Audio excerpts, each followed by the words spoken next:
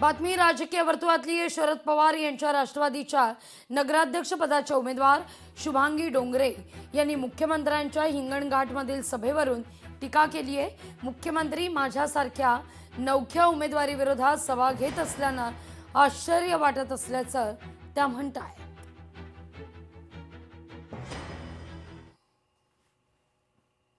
एवढे मोठे आपले महाराष्ट्र राज्याचे मुख्यमंत्री स्वतः एका नवीन व्यक्तीसाठी त्यांच्या एका नगराध्यक्षाच्या प्रचारासाठी ते येत आहे, म्हणून मला खरंच फार नवल वाटतंय।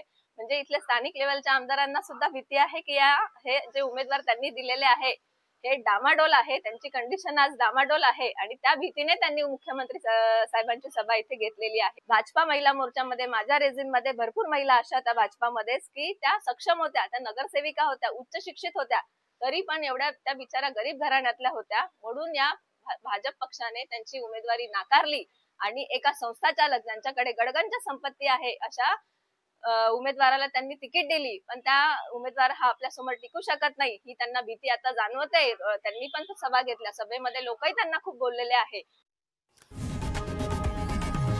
लोकशाही मराठी ऐका, पहा, जागरूक रहा।